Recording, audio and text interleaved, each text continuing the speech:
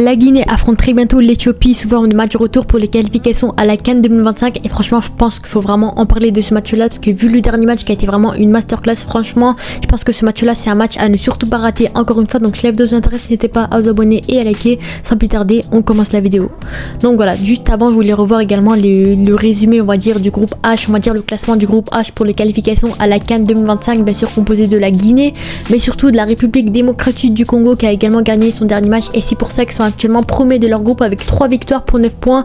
Donc franchement ils ont fait le meilleur total possible et à l'heure actuelle pour la Guinée ça va être vraiment compliqué de remonter, mais je pense que c'est toujours possible encore une fois. Donc la Guinée est actuellement 3ème de son groupe avec malheureusement 2 défaites et une victoire justement contre l'Éthiopie. Donc logiquement je pense que si le Congo réussit à gagner son prochain match contre la Tanzanie, je pense que la Guinée, et également bien sûr que la Guinée gagne son prochain match contre l'Éthiopie, je pense que la Guinée franchement peut monter à la 2ème place et espérer une qualification à la prochaine CAN 2025. Donc en tout cas c'est un groupe qui est vraiment très serré parce que si la Tanzanie réussit à passer justement à gagner son prochain match, ça va être quasiment mort pour la Guinée. Mais si la Tanzanie perd son prochain match et que la Guinée gagne son prochain match, logiquement ils passeront devant la Tanzanie, ils passeront 2ème du classement et bien sûr qui veut dire une qualification à la prochaine CAN 2025. Donc c'est pour ça que pour moi la Guinée j'y crois à 100% et je pense que vraiment ils peuvent le faire. Donc certes ils joueront à l'extérieur en Éthiopie donc ça va être compliqué, donc ils jouent ce mardi 15 octobre à 21h donc ça va être compliqué, ils jouent pas à domicile etc, ils ont pas forcément leurs supporters, mais je pense quand même que sur le papier la Guinée est quand même supérieure sans manquer de respect à l'Éthiopie. Footballistiquement la Guinée est quand même meilleur que l'Éthiopie, mais on connaît le football africain, on sait qu'il peut y avoir pas mal de surprises, donc c'est pour ça que je crie pas victoire trop tôt pour la Guinée et que je pense que ce sera un match sérieux à jouer encore une fois. Donc je voulais revoir un peu le dernier match notamment entre la Guinée et l'Éthiopie avec ce superbe triplé de Serhou Guirassy avec un penalty en début de match, donc un triplé en une mi-temps, donc masterclass justement du buteur de Bundesliga de Dortmund, parce que franchement ce joueur là pour moi c'est vraiment un joueur qui sauve son équipe, c'est un joueur qui est vraiment en grande forme à l'heure actuelle, c'est un très bon joueur. Donc pour moi franchement c'est un joueur, une pépite sur lequel il faut vraiment faire très attention, on va lui laisser beaucoup de temps de jeu, c'est vraiment le joueur vraiment qui fait la différence tout seul avec la Guinée et pour moi ce joueur là c'est vraiment la pépite à l'heure actuelle guinéenne. Et bien sûr le but de Seydou Bassissé après la mi-temps qui a vraiment mis KO entre guillemets on va dire cette équipe de l'Éthiopie. Donc quand on voit un peu les stats du match on voit que c'est quasiment serré avec 13 tirs côté éthiopien pour seulement 12 côté guinéen, 6 tirs cadrés côté guinéen, donc logiquement ils ont été très efficaces on va dire sur les tirs cadrés pour 4 buts pour 6 tirs cadrés, donc c'est vraiment très intéressant. 5 tirs cadrés pour les Éthiopiens pour 1 but et pas possession, on voit clairement que l'Éthiopie avait la possession, avait plus de tirs mais malheureusement ça ne veut pas tout dire et ça montre encore une fois que le football est magique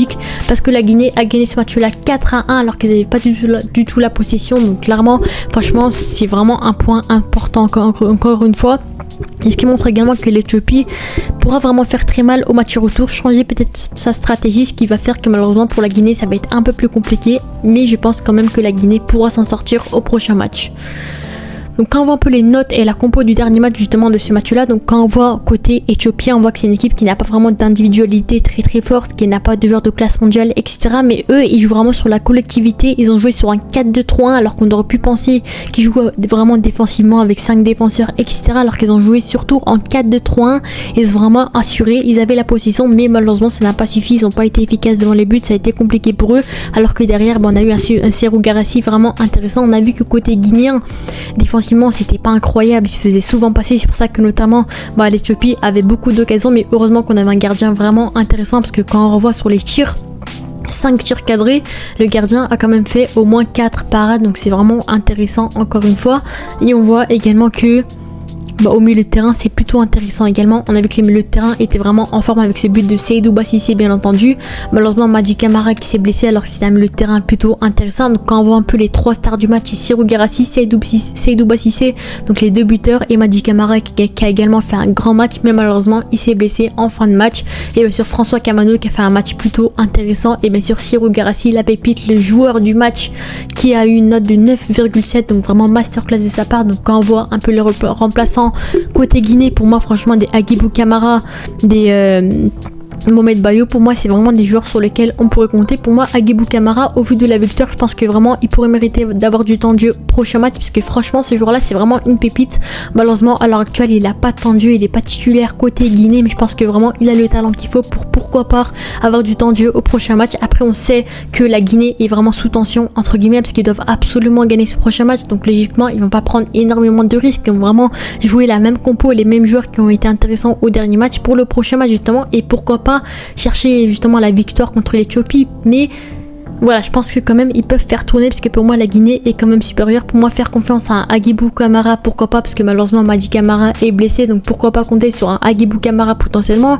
Également on a vu que Morlaï Sylla n'était pas ouf, donc pourquoi pas compter sur un Mohamed Bayo également qui peut être intéressant. Donc certes c'est un numéro 9, mais je pense que pour moi il peut également être intéressant. Donc voilà, également Aliou Baldé également. Et voilà, c'est vraiment les joueurs les plus intéressants, on va dire, côté Guinée, parce que franchement, pour moi, c'est que des joueurs quasiment intéressants. Certes, défensivement, ça a été vraiment très très décevant, mais je pense que vraiment cette équipe de la Guinée a de quoi faire contre l'Éthiopie potentiellement.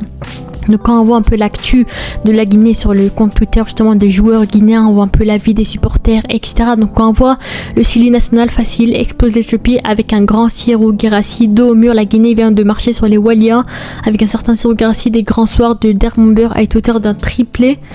C'est victoire tout en facile qu'importante, puisque le Sili national doit terminer le boulot ce lundi face à la même équipe. Donc clairement ça montre encore une fois que la Guinée c'est une équipe qui, certes elle écrase l'Éthiopie, mais il faut absolument gagner ce prochain match, pas prendre du risque. Donc c'est pour ça que logiquement moi je comprendrais si jamais la Guinée joue la même compo, on va dire potentiellement. Donc ce sera mardi bien entendu. Donc voilà, Serhou Guirassy bien sûr qui a fait une interview, parce que vu l'explosion de fou qu'il a fait, le triplé de fou, pour moi c'est mérité. Donc c'est l'objectif était clair. Aujourd'hui il a montré qu'il n'était pas venu pour rigoler. Après voilà, c'est sûr qu'en club il n'y a pas grand chose à dire, il manquait plus de buts en sélection. Aujourd'hui c'était le champagne, j'espère que ça continuera pour moi, j'espère également pour lui, puisque franchement c'est un joueur qu'on a vu malheureusement à la dernière CAN il a pas pu être présent, il était blessé etc. C'était quand même plutôt compliqué pour la Guinée, mais là vu son retour je pense qu'il est là pour tout détruire, et j'ai vraiment hâte de voir ce que le Serhou Guirassy sous le maillot de la Guinée pourrait donner bien entendu. Donc aujourd'hui j'ai marqué un grand coup, tous les matchs tu te rapproches un peu plus et t'éloignes un peu plus du ballon d'or. Aujourd'hui j'ai marqué un grand coup, comme je dis toujours c'est l'équipe qui passe en premier. Aujourd'hui c'était un match capital, on l'a bien négocié, et comme le coach l'a dit ce n'est qu'à la première mi-temps, il y a un autre match mardi à bien préparer et il va falloir prendre les 3 points. Donc comme je vous le dis c'est vraiment très important, vraiment.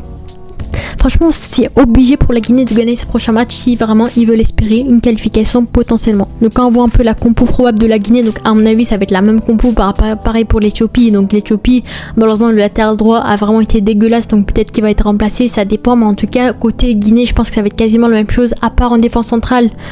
À la place de Ibrahim Konté, peut-être Antoine Conté à sa place qui peut être un peu plus intéressant, qui a fait une entrée vraiment intéressante. Donc pourquoi pas offensivement Agibou Camara peut-être à la place de Madi Camara potentiellement. Voilà, peut-être c'est les changements que je pourrais faire, mais mis à part ça je pense que vraiment cette équipe de la Guinée a bien tourné, a bien appris à jouer ensemble. Serhou Guirassy est vraiment en grande forme, donc j'espère qu'il va continuer comme ça. Voir pourquoi pas encore des buts de Serhou Guirassy qui pourrait se relancer de plus en plus avec la Guinée. Donc bien sûr quand je donnais un peu mes pronostics, à mon avis je vois une victoire de la Guinée, ça va être également compliqué parce que l'Éthiopie a été dominante au dernier match, ils jouent à domicile, donc logiquement ils seront là pour vraiment se donner à 100%. Donc je pense peut-être une victoire de la Guinée, pas au point de mettre un 4-1 comme au match aller, mais je pense peut-être victoire de la Guinée 2-0, 3-1, 2-1 au pire des cas. Mais franchement pour moi ça va être bien plus compliqué, mais j'espère vraiment que la Guinée, j'y crois pour la Guinée, j'espère qu'ils vont pouvoir se qualifier, gagner ce prochain match là et pourquoi pas se qualifier à la CAN 2025 potentiellement. Donc voilà, c'était Yassine, de la prochaine, ciao.